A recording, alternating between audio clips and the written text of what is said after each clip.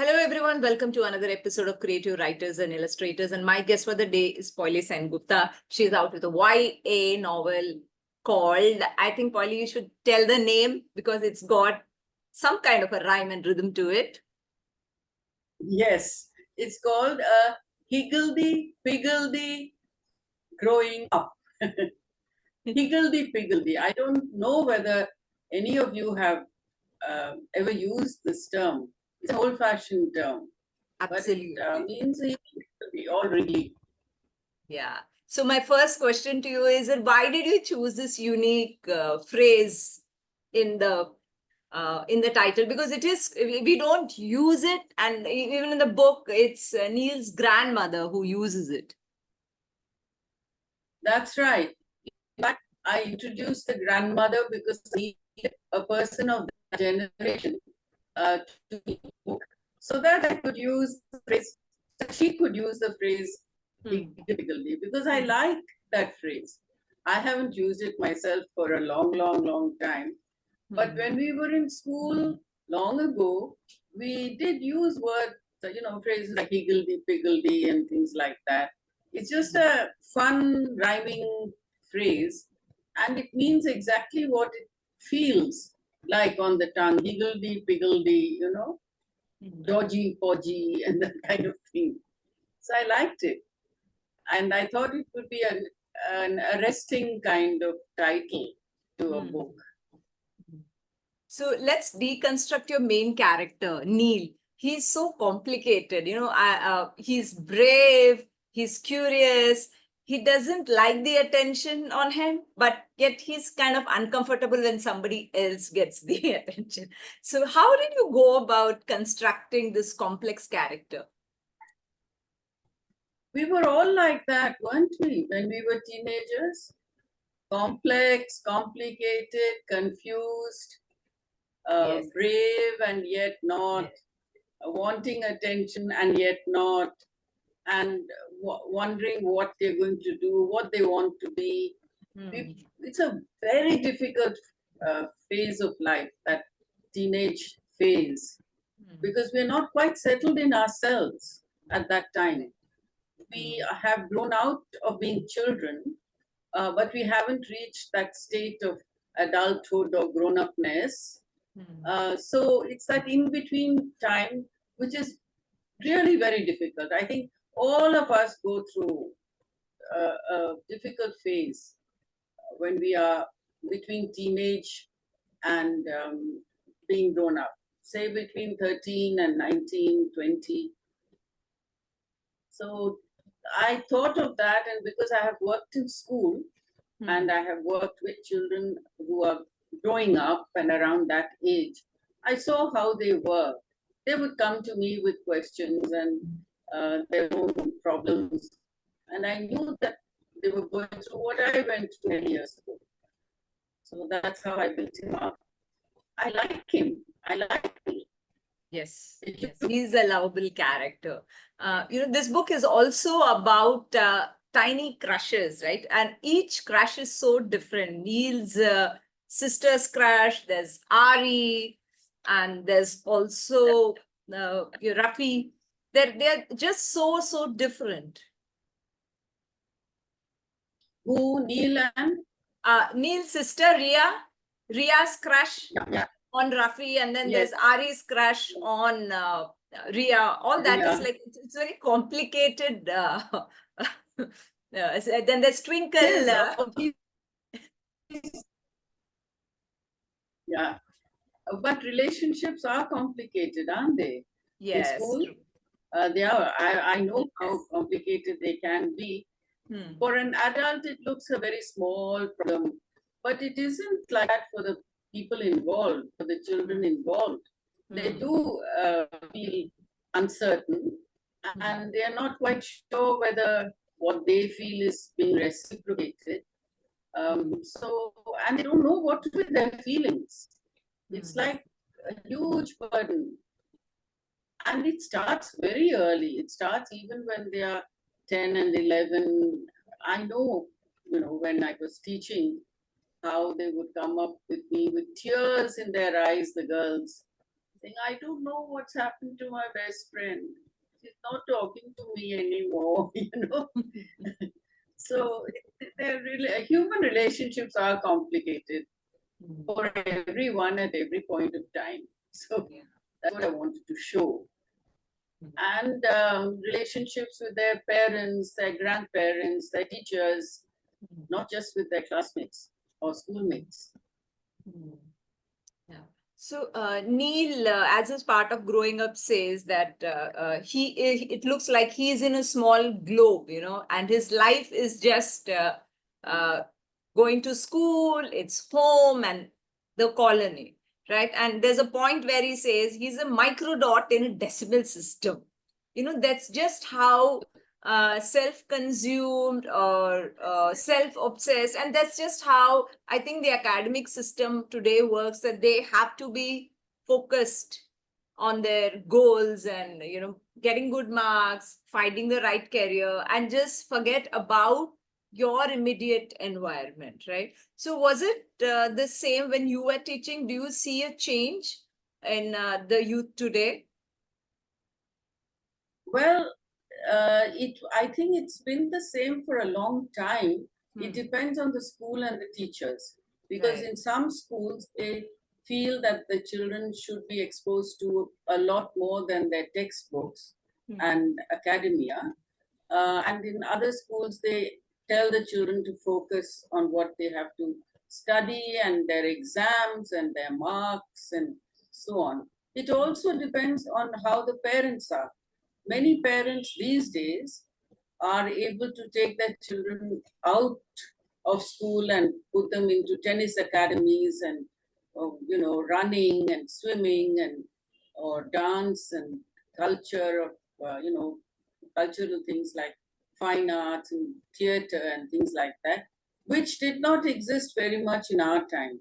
We had music, but in a very rationed way, not as part of the syllabus. Now parents are also more aware of getting their children to be more than just students of a school and just as model exam writers or marks makers. It is changed to that extent. But it's also true that the digital world has so much information, so much is transmitted to them. Yes. They hear so much, and they've grown up, they are much more grown up, I think, than we were at that age. At Yes. least as far as information is concerned, they know far, far more than we ever did. And although this is the irony of it, although the world has expanded and I can talk to somebody across the seas at any given point of time, the world has also contracted. And so we all live in little bubbles and don't go beyond that. And very self absorbed. Teenagers are self absorbed. Yes. So have many who have grown out of teenage years. But there is so much happening that we don't know what to look at and what not to look at. So we look into ourselves or into our immediate environment all the time. That's only natural. It's a kind of defensive mechanism. Yeah.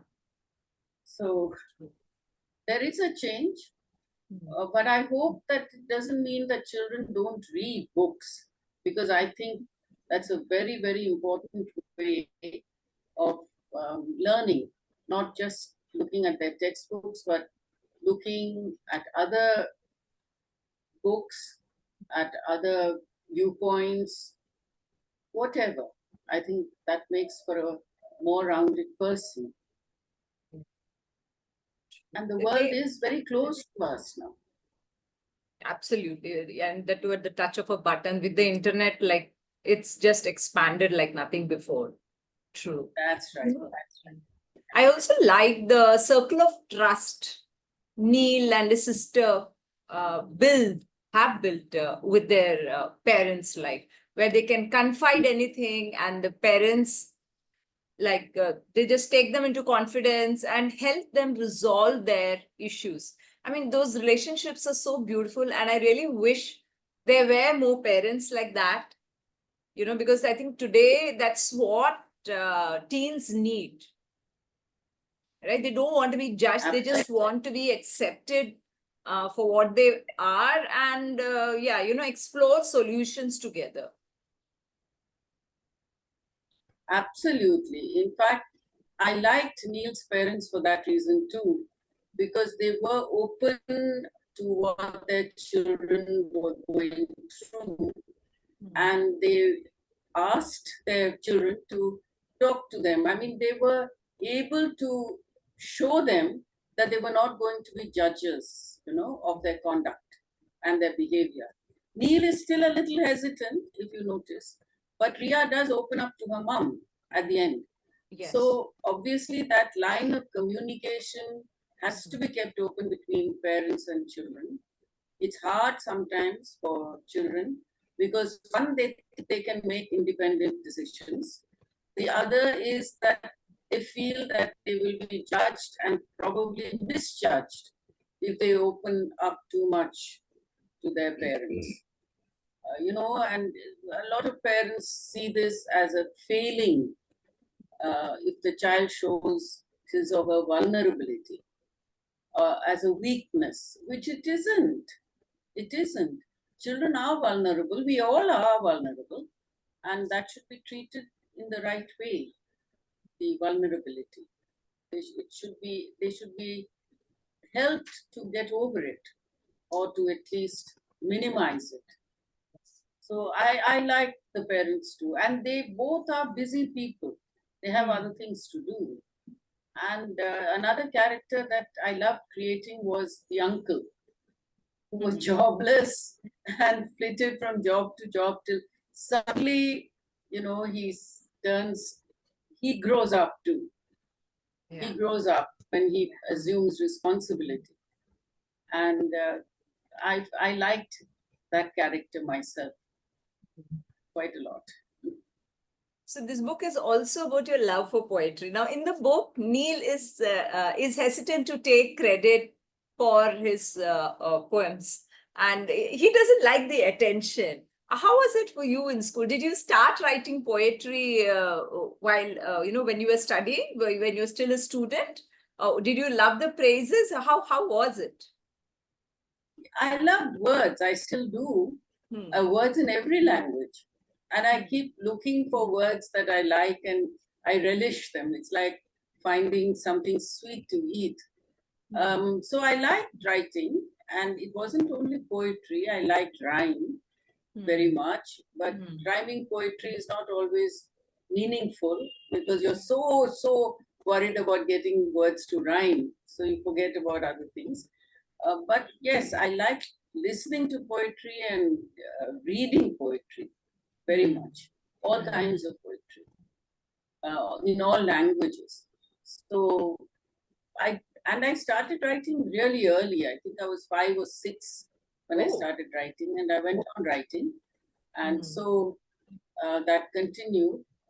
And now, even at this age, I have another book that is being written in my mind. I'm starting on another book which will be very different from this one.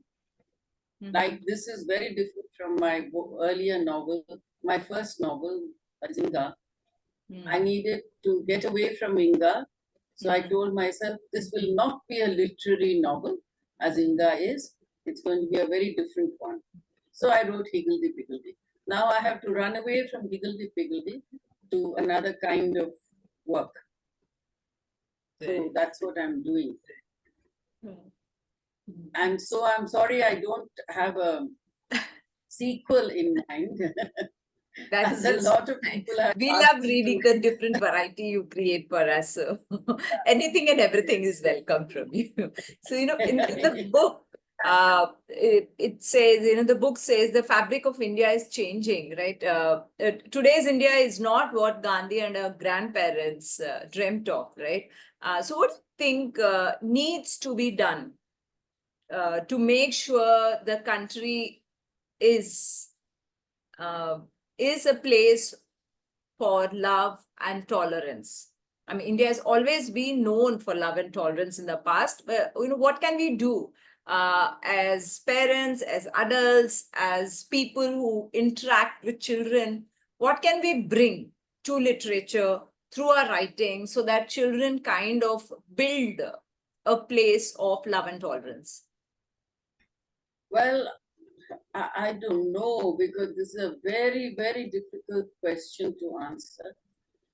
And all I can say is that it's not just that we are no longer in the India that our constitution makers had dreamt of, or that Gandhi and Nehru had thought of, or we ourselves, because I was born in 1948 when we became independent. So I am one of India's midnight children. Oh.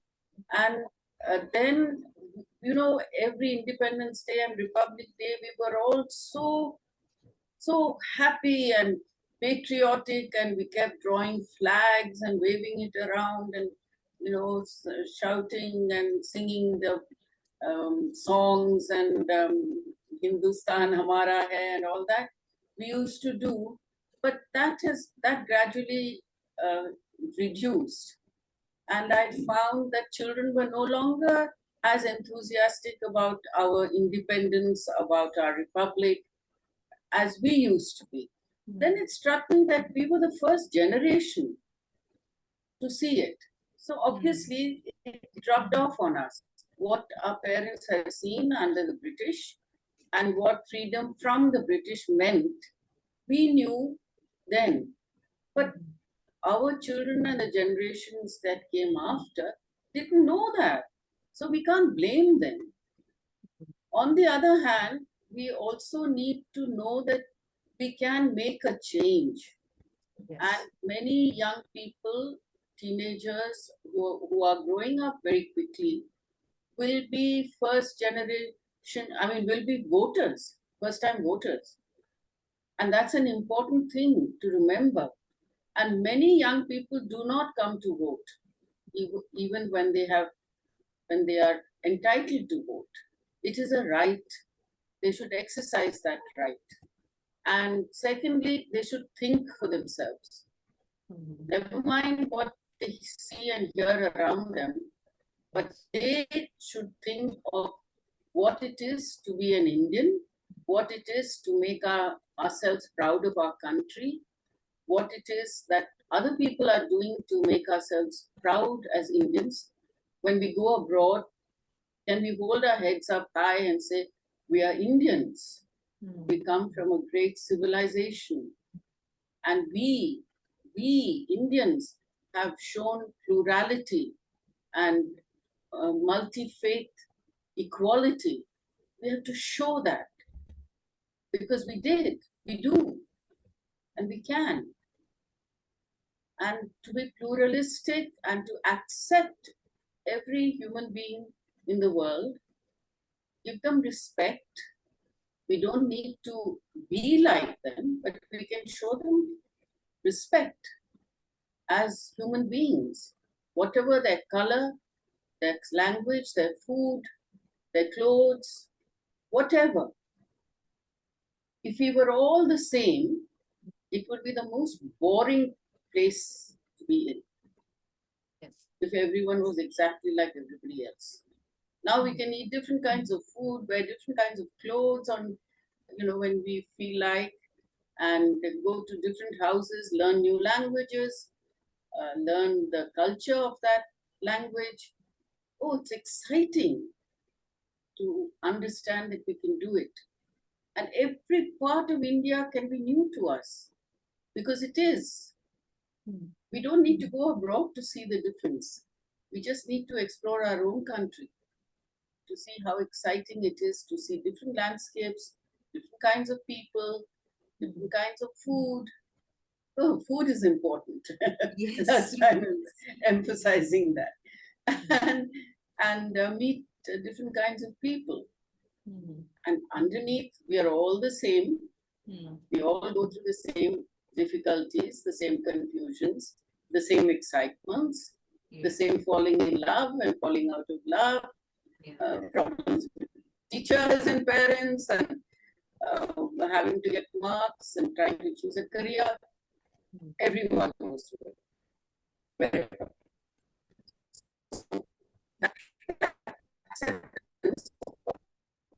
That probably is the way we can make India what we want India to be.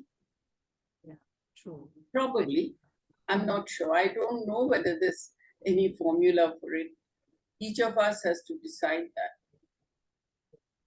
I think we can just begin by making an attempt and expressing our views, because letting other people Yes. know, just because we are silent, that doesn't mean we are, we kind of approve of what's Comply. going on. I think that's like a big start, right? So expressing our views is where we begin. This That's book right. also That's right. puts the spotlight on, there's a sentence I came across that, that ordinary people are surrounded by fear, be it kids, be it adults. There is something, everyone is enveloped by a set of fears. Yes, we are.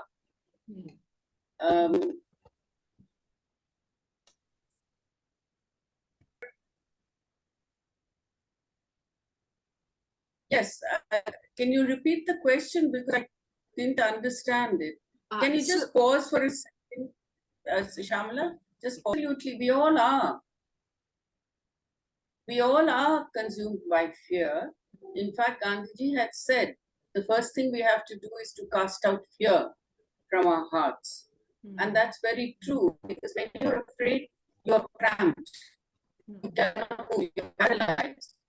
And that fear is so obsessive that you can't think of anything else, even if it is PT ma'am looking at your hair and noticing that it hasn't been cut for some time, or fear about marks, or fear about a pimple on your face, whatever.